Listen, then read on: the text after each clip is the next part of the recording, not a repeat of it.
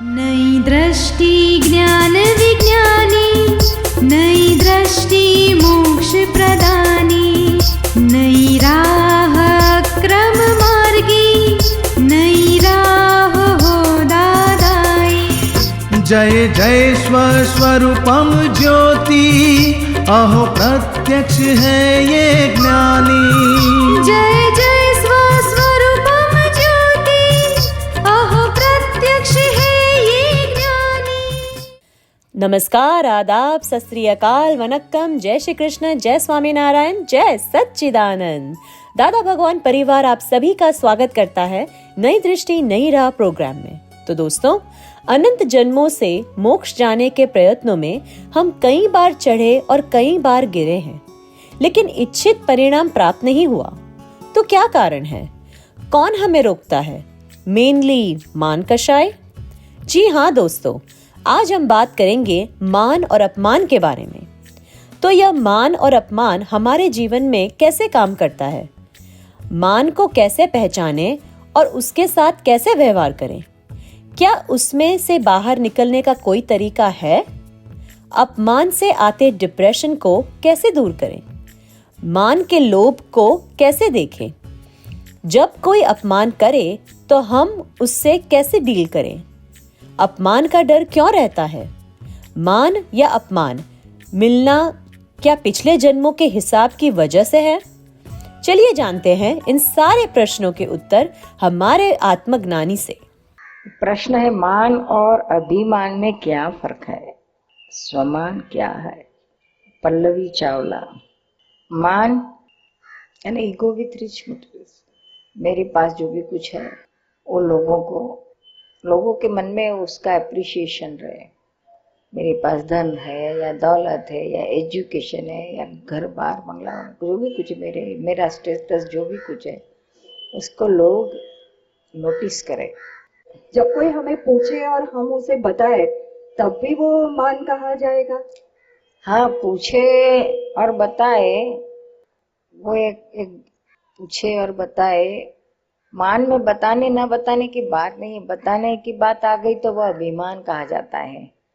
हम औरों को मान तो अपने अंदर ही सीमित रहता है, और हम जब किसी को बताते हैं कि ये मेरा बंगला है, ये मेरी गाड़ी है, ये मेरे बच्चे हैं, बहुत होशियार है, होनहार है, ऐसा सब हम औरों को शो ऑफ करते हैं, दिखाते हैं, तो वह अभिमान कहा जाता है। मान में दिखाने की बात बोलने की कोई जरूरत नहीं है, ऑटोमेटिक ही अंदर ही रहता है मान का। अभिमान में शो ऑफ है, बताना है, खुद बताता है।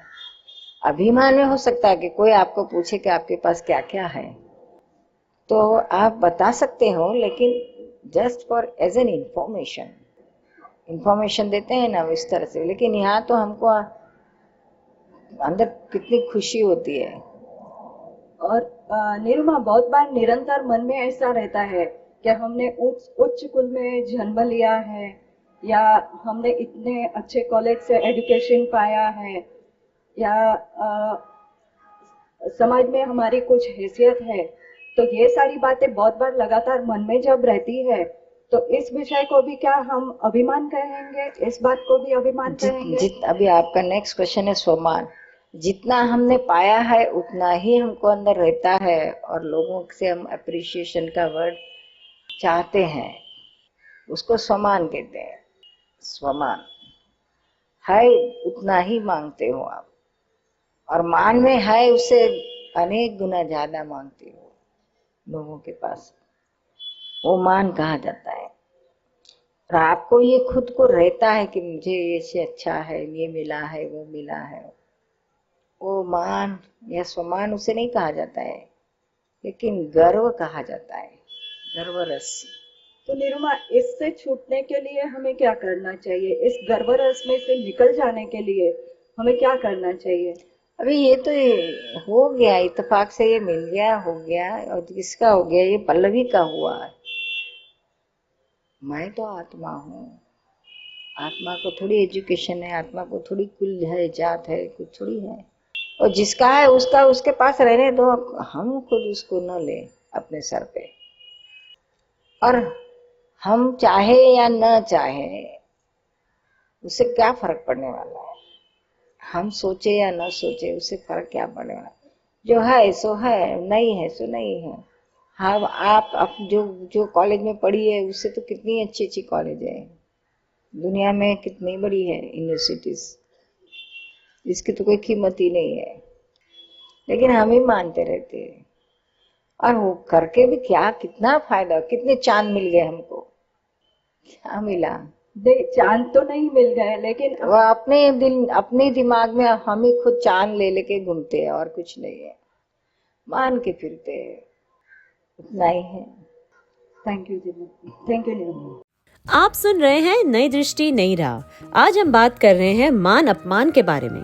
तो दोस्तों, हमें कोई मान देता है तो हम मान के लड्डू खा ही लेते हैं, सही है ना? और हमें पता भी नहीं चलता। लेकिन जब अपमान मिलता है तब गुस्से से लाल पीले हो जाते हैं। तो दोस्तों, इन दोनों के कोई ना कोई परिणाम होते ही होंगे ना। तो यह मान और अपमान के जोखिम को कैसे पहचाने, चलिए जानते हैं हमारे प्यारे आत्मज्ञानी से हमारे अगले सेगमेंट में। धर्मेश जी कहते हैं, आपने जैसे बताया कि जब आपको मान होता है तब उसको जानो और पहचानो, तो मेरा प्रश्न यह है कि मान को पहचानने से मान कैसे जाएगा?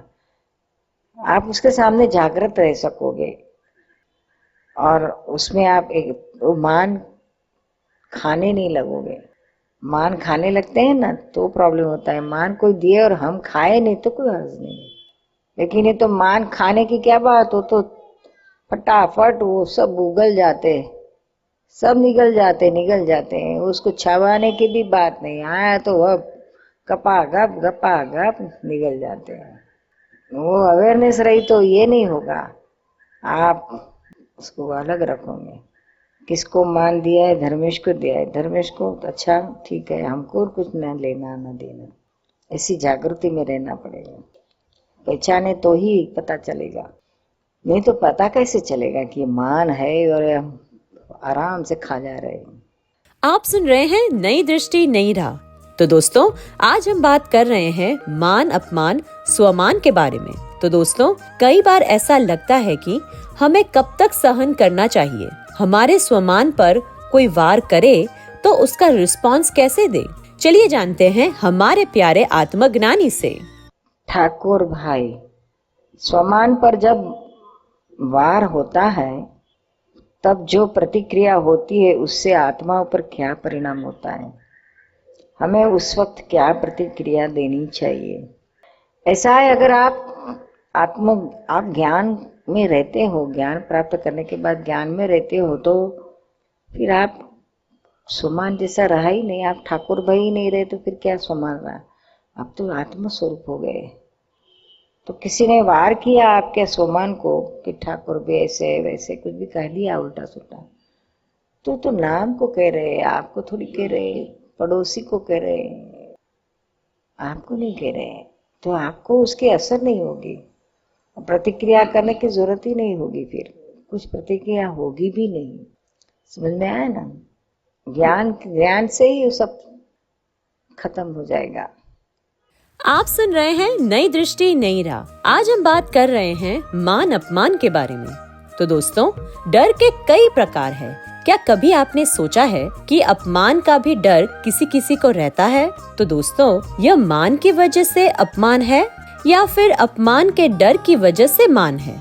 चलिए जानते हैं ऐसे सवालों के जवाब हमारे आत्मज्ञानी से। मैं सब कुछ मैनेज कर सकती हूँ, ऐसे किसी बात का मुझे डर नहीं लगता है, लेकिन वो अपमान का डर हमेशा रहता है। हाँ, तो ये सब में से बाहर निकली तब इसमें से भी बाहर निकलो। इसके लिए शक्ति चाहिए। पति से डिवोर्स लिया तो अब मान अपमान से भी डिवोर्स ले लो। सच बात है, वो भी बहुत परेशान बहुत जरूरी करता है वो। बाहर वाला तो छूट सकता है, ये अंदर वाला नहीं छोड़ता है हमको। मान है, क्रोध है, लोभ है, मोह मत्सर ईर्ष्या सब कुछ है। अब इसके पीछे बढ़ो। अब जब अपमान प्यारा लगेगा और मान दुश्मन जैसा लगेगा, तब समझना कि आप इन सारी चीजों से छूट रहे हो। तो हाँ, कोई मान देने आया तो समझना है कि यह तो अपना ही बिगाड़ने की बात है, और सामने मान देने वाला अपने लिए तो दुश्मन जैसा है। अंदर से ऐसे दुश्मन नहीं, लेकिन हमारा नुकसान हो रहा है, वो कुछ कर रहा है नहीं, लेकिन ये हो रहा है। और अपमान जो देता है तो समझ लेना यह तो हमारे लिए बहुत बड़ा विटामिन दिया है, उसके लिए खुशी मनाना। हमारे अंदर के भीतर की ताकत, सहने की शक्ति बहुत बढ़ जाती है। हाँ, वो सोच के तो ऐसा लगता है कि यही ठीक है कि अपमान करता है तो हमारा उपकारी है, पर जब आता है तो थोड़ा वो है, नहीं आ तो जाता है। उसको अंदर से ये निश्चय करते जाना है। और आया, जब अपमान आया और कुछ तकलीफ होने लगी तो तुरंत कहना कि नहीं नहीं, ये तो उपकारी है, बहुत अच्छी चीज है। तो वो अपमान हजम करने की ताकत आती जाएगी। इसके लिए शक्ति देना। हाँ, आप सुन रहे हैं नई दृष्टि नई राह। तो दोस्तों, आज हम बात कर रहे हैं मान अपमान के बारे में, उससे मिलते दुख के बारे में। तो दोस्तों, कई बार अपमान मिलने से कई लोग सह लेते हैं, लेकिन कुछ डिप्रेशन में चले जाते हैं। तो उसमें से कैसे बाहर निकले, कौन सा रास्ता अपनाएं? चलिए जानते हैं हमारे प्यारे आत्मज्ञानी से। जया छेड़ा। जब कोई मेरा अपमान करता है तो मुझे बार बार वही याद आता है, मेरे दिमाग में से वो निकलता ही नहीं है। फिर कभी कभी इससे डिप्रेशन भी हो जाता है। तो मैं यह सब कैसे भुला पाऊँ? वो तो बड़ा उपकारी है, उसको उपकारी देखते जाओ।